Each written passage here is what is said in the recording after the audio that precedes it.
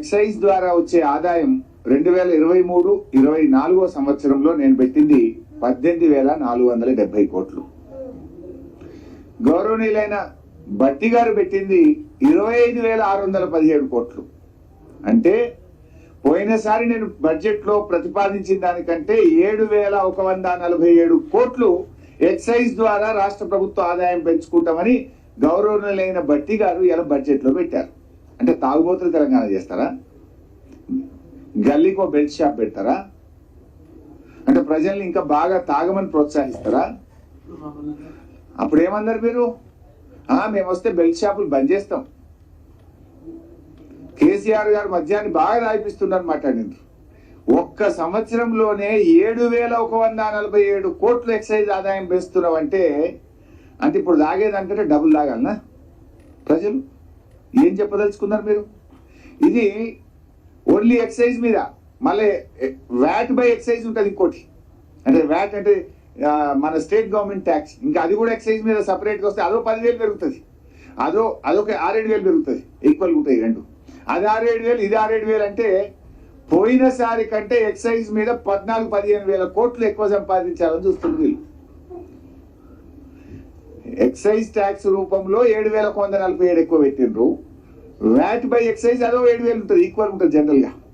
అంటే 14,000-15,000 కోట్లు మద్యం మీద ఎక్కువ సంపాదించాలనుకుంటుంది ఈ ప్రభుత్వం. అంటే తాగుబోతులు తెలంగాణ చేస్తారా అని అడుగుతున్నాను నేను భట్టి గారిని, రేవంత్ రెడ్డి గారిని. అంటే ఆ రోజు మీరు మాట్లాడిన ఉపన్యాసాలు ఏంది, ఇవాళ మీరు చేస్తున్నది ఏంది?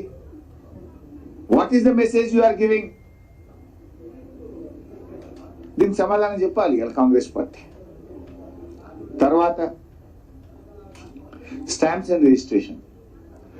పోయినసారి నేను బడ్జెట్ ప్రవేశపెట్టినప్పుడు స్టాంప్స్ అండ్ రిజిస్ట్రేషన్ లో 14,295 కోట్లు రాష్ట్రానికి ఆదాయం వస్తుందని చెప్పి నేను ప్రతిపాదించాను.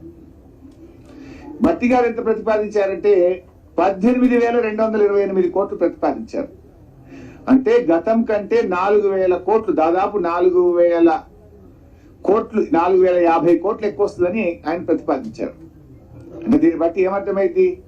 ఒకవైపు రియల్ ఎస్టేట్ ఈ ప్రభుత్వం వచ్చినాక మీ డైరెక్షన్ లెస్ గవర్నమెంట్ వల్ల, మీ పాలన సరిగా లేక మెట్రో రైల్ రద్దు, ఫార్మాసిటీ రద్దు అంటే ఆయన రియల్ ఎస్టేట్ డామ్ అన్నది.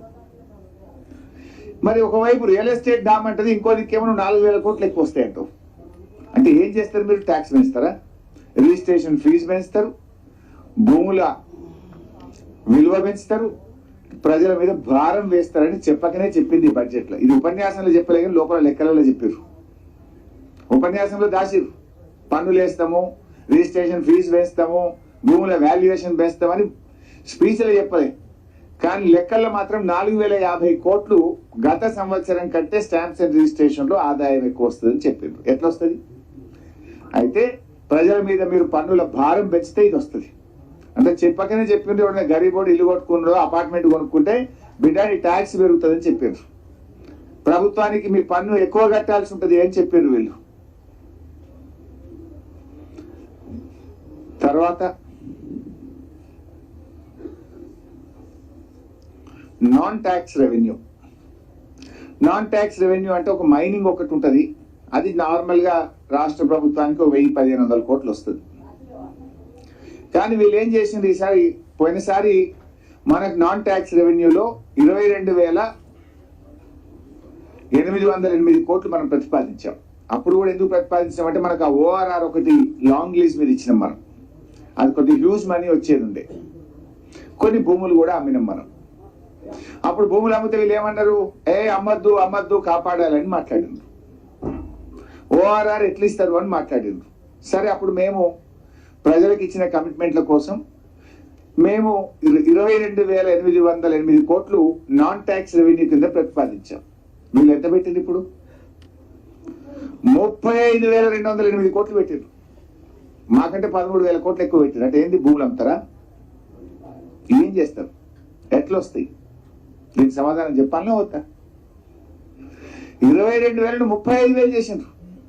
అంటే ఇంకా 13,000 కోట్లు. అంటే మొత్తం రాష్ట్రంలో భూములని అమ్ముతారు అన్నట్టు వీళ్ళు. లేదంటే ఒక అందులో ఉండేది మైనింగ్ ఫీజులన్నా 3 అంతలు 4 అంతలు చేయాలి. ఏది? గరీబోడు ఇల్లు కట్టుకునే ఇసుక మీద, కంకర మీద, దాని మీద మీరు రేట్లన్నా పెంచాలి. ఎంత